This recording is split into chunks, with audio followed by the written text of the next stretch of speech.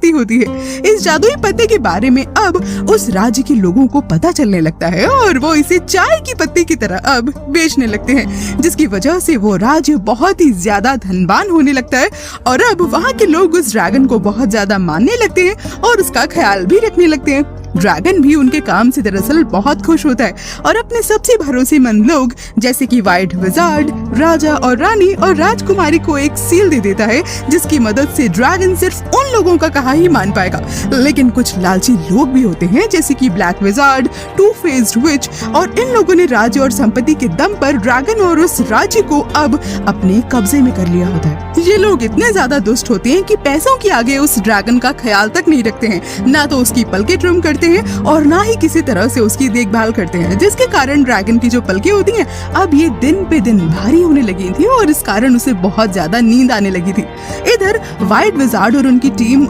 जो विच की टीम होती है उससे मुकाबला करने की कोशिश तो करती है, लेकिन विच की टीम एक्चुअली मैजिकल टीम होती है, तो उसके सामने ये लोग बेचारे हार जाते हैं। इधर विच राजा और रानी को इस दुनिया के दूसरे साइड के सबसे बड़ी बदनाम जेल में कैद कर देती है। अब मूवी का प्रेजेंट सीन दिखाया जाता है जिसमें वही जेल दिखाया जाता है जहाँ पर राजा और रानी कैद होते हैं और इसके अलावा यहाँ पर एक मास्क मैन भी होता है जो कि कैद होता है और ये अपने आप को Peter the great king of Russia कहता है, लेकिन वहाँ पर कोई भी उसकी बात का यकीन करता ही नहीं है और उसका मजाक उड़ाने लगता है। लेकिन आज का दिन उसके लिए वाकई बहुत ज्यादा लकी होता है क्योंकि उनके हाथ में आज जोनाथन का कबूतर लगा था, जो जोनाथन की बीवी मिस डूडली के लिए लेटर लेकर जा रहा होता है और वो उस लेटर को तभी पढ़ता है और उसको पढ़ने के बाद उसे पता चलता है कि पिछली फिल्म के बाद वो रशिया का किंग पीटर द ग्रेट से मिलने जा रहा है, क्योंकि किंग ने उसे स्टेट का मैप बनाने को बोला होता है। लेकिन वहाँ पहुँचने के बाद उसे पता चलता है कि पीटर को किसी हमशक्ल से यहाँ पर बदल दिया गया होता है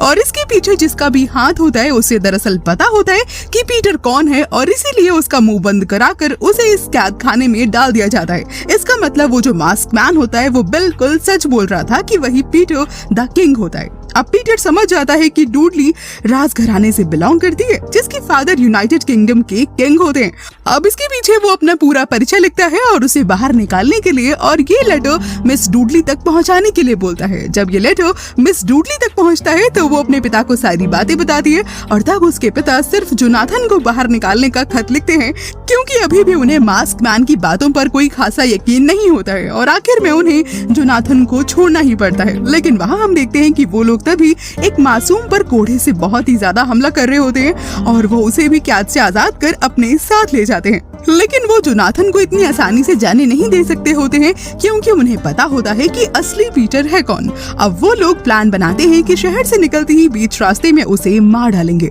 अब वो लोग इस बात से अनजान रहते हैं, तभी अचानक से बहुत सारे गुंडे उन पर हमला कर देते हैं। लेकिन अब क्योंकि चेंग एक कुंफू एक्सपर्ट होती है तो वो सभी को एक एक करके वहीं पर ढेर कर देती है और इसमें उसका एक दोस्त भी उसका साथ देता है जिसका नाम होता है टिन्यू एल्फ और ये वही मॉन्स्टर होता है जिसको हमने पहले पार्ट में जोनाथन के सवारी पर चिपका हुआ देखा था। बस इस पार्ट में वो थोड़ा सा चेंज हो गया है। अब जोनाथन जल्दी से अपनी वाइफ को एक लेटर लिखता है जिसमें उसने लिखा होता है कि वो रशिया की तरफ अब निकल चुका है पीटर द ग्रेट की गुमशुदा होने की पहेली को सुलझाने के लिए। लेकिन वो जहाँ पर कैद होता है वहाँ के लोग ऐसा नहीं चाहते थे, इसीलिए उन्होंने शहर के सारे रास्तों को बंद करवा दिया होता है। इसीलिए वो अब चाइना से गुजरते हुए रशिया तक जा रहा होता है। उसे जोनाथन का दूसरा लेटर भी मिलता है और वो तुरंत उस जेल में तभी चली जाती है क्योंकि वो पीटर द ग्रेट को उसके हमशक्ल के बारे में यहाँ पर बताना चाहती थी। और दूसरा खास कारण ये होता है कि उसे चिंता थी कि कहीं उसके पति की जान को खतरा न हो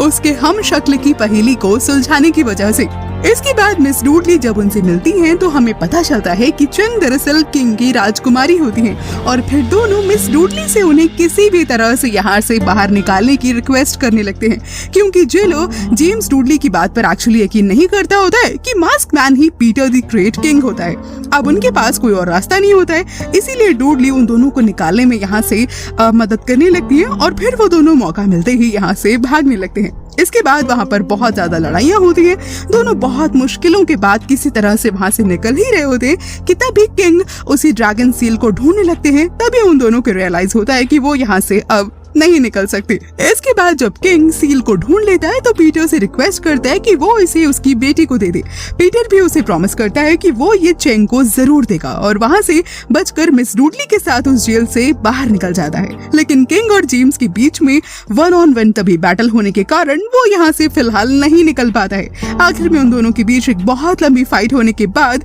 जेलर उसे वापस उसी जेल में डाल देता है जहाँ पर पीटर पहले था। अब कुछ दिनों के बाद पीटर वापस से अपना दिमाग लगाता है और पीटर और मिस डूडली किसी तरह से सिपाहियों से बचते हुए अपना रूप बदलकर एक शिप में बैठ जाते हैं जो कि चाइना जा रहा होता है। और अब बहुत दिनों के बाद एक लंबा रास्ता वो लोग तय कर रहे होते हैं और उन्हें इसमें बहुत ज्यादा परेशानियों का सामना भी करना पड़ता है, जैसे कभी कभी बहुत बड़े बड़े विशाल बवंडर तो कभी कभी बहुत बड़े पत्थर। लेकिन हाँ, इसी के साथ उन्हें खूबसूरत झीलें और रास्ते भी मिलते हैं और इन्हीं से होते हुए फाइनली अब वो लोग चाइना पहुंच जाते हैं। लेकिन तभी चेंग को पता चल जाता है कि उसके राज्य में लोगों पर हमला किया जाने वाला होता है और वो तभी उन्हें बचाने के लिए जोनाथन को वहीं पर छोड़कर अपने राज्य को बचाने के लिए निकल जाती है। वो जब गांव पहुंचती है तो उसे धीरे धीरे पता चलता है कि गांव वालों को अभी तक ये पता ही नहीं है कि वो लोग विच के कब्जे में है और वो विच उसी की शक्ल का प्रयोग करके नकली भेस में गांव वालों पर अत्याचार कर रही होती है। और तभी ब्लैक विजार्ड अपने एशियंट मैजिकल टीम की मदद से राज्य के लोगों को डरा धमका कर रखती है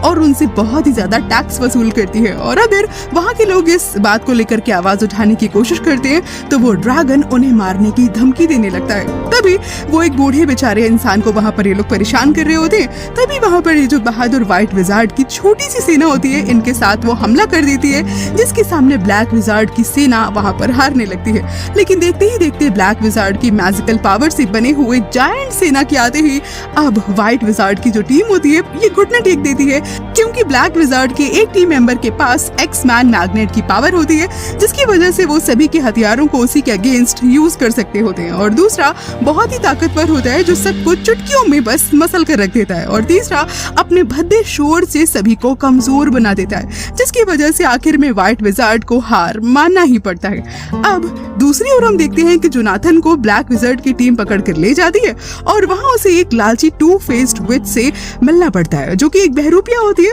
जैसे गेम्स ऑफ थ्रोन में नकली फेस होता है, वो भी नकली मास्क लगाकर जोनाथन को बेवकूफ बना देती है कि वो वहाँ की राजकुमारी है। जोनाथन उसे काफी देर तक घूरता रहता है क्योंकि उसे उसकी शक्ल उसकी दोस्त चेंग जैसी लग रही होती है। लेकिन वो अभी हैरान होता है कि उसकी दोस्त भला एक राजकुमारी कैसे हो सकती है। लेकिन खैर वो उसका जिक्र तभी करता है और विच को उसके जरिए उस राज्य में होने का तभी पता भी चल जाता है और तभी वो एक एविल प्लान बनाती है जिसमें राजकुमारी जोनाथन के जरिए उसके कब्जे में अब आ सके। विच शुरुआत में सबसे पहले जोनाथन को अपनी पावर दिखाती है कि अगर कोई उसकी बात नहीं मानेगा तो ड्रैगन उसकी क्या हालत करेगा। अब इसके बाद हम देखते हैं कि जो चेंग होती है वो विच पर दूर से नजर रख रही होती है और उसे बहुत ज्यादा हैरानी होती है कि कैसे उसका पीसफुल ड्रैगन बिना सील के देखो किस तरह से विच के कब्जे में आ गया है और उसकी हर तरह की बुरी बात मानने लगा है। और तभी उसकी नजर जोनाथन पर पड़ती है और वो तभी अपने टाइनी एल्फ के जरिए उसे एक लेटर भेजती है जिसमें लिखा होता है कि जो विच है ये असली राजकुमारी बिल्कुल है